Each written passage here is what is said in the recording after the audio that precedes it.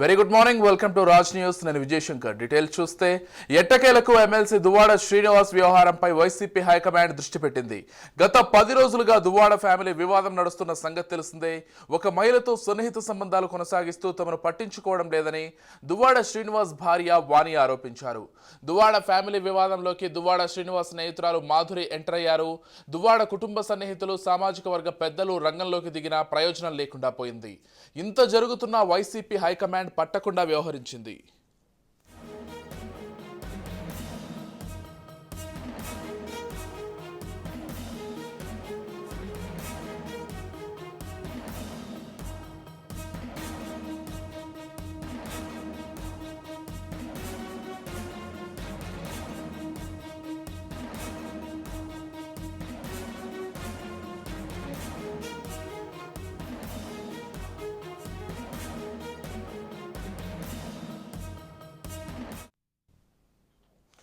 దువ్వాడ వివాదంలో ఎట్టకేలకు నాయకత్వం రంగంలోకి దిగినట్లు తెలుస్తోంది.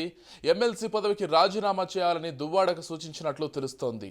అయితే దువ్వాడ నుంచి సానుకూలత రాకపోతే పార్టీ నుంచి సస్పెండ్ చేసేందుకు కూడా వెనుకడుగు వేయకూడదని హైకమాండ్ భావిస్తున్నట్లుగా సమాచారం. అయితే ఆది నుంచి దువ్వాడ విషయంలో వైసీపీ ఉదాసీనంగా వ్యవహరిస్తూనే ఉంది. దీంతో సీరియస్గా రాజీనామా కోరిందా లేదా అన్న అనుమానాలు కూడా ఉన్నాయి.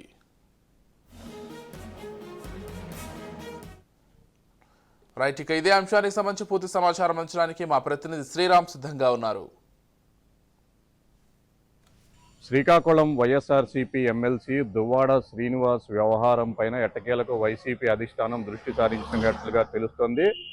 గడిచిన 10 రోజుల నుంచి కూడా టెక్కలి కేంద్రంగా జరుగుతున్న వ్యవహారం రాష్ట్ర వ్యాప్తంగా కూడా చర్చనీయాంశంగా మారింది. దువ్వాడ శ్రీనివాసరావు కుటుంబ వ్యవహారమే అయినప్పటికీ కూడా మరో మహిళతో అతను ఉండటం జీర్ణించుకోలేని అతని కుటుంబ సభ్యులు, ముఖ్యంగా అతని 2 ఆడపిల్లలు కూడా ఆయన ఇంటికి వెళ్ళడం జరిగింది. అయితే ఇంటికి వెళ్ళిన కుమార్తెలను ఆయన లోనికి రానివ్వకుండా అడ్డుకోవడంతో అర్ధరాత్రి వరకు కూడా ఆయన ఇంటి వద్ద హైడ్రామా నడిచింది. ఈ విషయం తెలుసుకున్న దువ్వాడ వాణి పిల్లలతో సహా తర్వాత రోజు దువ్వాడ శ్రీనివాసరావు ఇంటికి వచ్చి తలుపులను నెట్టుకొని లోపలికి వెళ్ళింది. దీంతో ఈ వ్యవహారం రాష్ట్ర వ్యాప్తంగా కూడా చర్చనీయాంశమైంది. అదే సమయంలో దువ్వాడ శ్రీనివాస్ కూడా తన పిల్లలపైన దాడి చేసినంత పని చేయటంతో ఈ వ్యవహారం ఒక్కసారిగా సీరియస్గా మారిపోయింది. ఈ వ్యవహారం ఇటు నడుస్తూ ఉంటే దువ్వాడ శ్రీనివాస్తో ఉంటున్న మహిళ మీడియా ముందుకు రావటంతో ఈ వివాదం మరింత రచ్చకెక్కింది. దీంతో ఇటు దువ్వాడ వాణి, అటు మాధవికి సంబంధించిన వ్యవహారం పూర్తి స్థాయిలో కూడా రచ్చకెక్కింది. మీడియాలో గడిచిన 10 రోజుల నుంచి కూడా ఇదే వ్యవహారం నలుగుతూ వస్తుంది. దీంతో ఎట్టకేలకు అధిష్టానం వైసీపీ స్పందించినట్లుగా తెలుస్తోంది. దువ్వాడ శ్రీనివాసును రాజీనామా చేయవలసిందిగా కోరినట్లుగా ప్రస్తుతం సమాచారం అందుతుంది.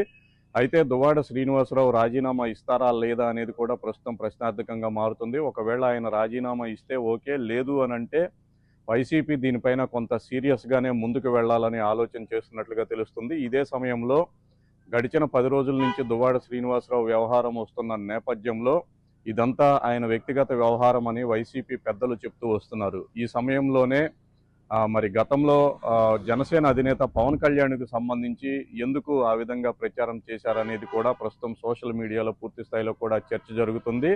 దీంతోనే వైసీపీ దీనిపైన ఒక కొలిక్కి తీసుకురావాలని, దీనికి ఒక ముగింపు పలకాలని భావించినట్లుగా తెలుస్తుంది. అందుకే దువ్వాడను రాజీనామా చేయాలని కోరినట్లుగా తెలుస్తుంది. అయితే ఆయన వైపు నుంచి ఏ విధమైన స్పందన వ్యక్తమైందో ఇప్పటికీ తెలియడం లేదు. అయితే ఒకవేళ దువ్వాడ గాని దీనికి వ్యతిరేకంగా స్పందిస్తే ఆయనను సస్పెండ్ చేయాలనే ఆలోచనలో కూడా వైసీపీ అధిష్టానం ఉన్నట్లుగా తెలుస్తుంది.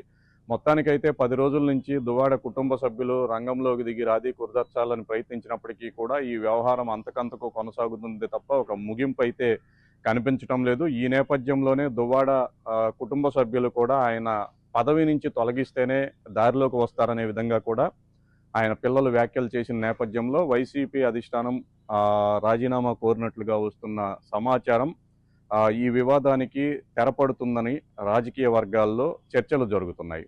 కెమెరామెన్ సత్యాతో శ్రీరామ్, రాజ్ న్యూస్, విశాఖపట్నం.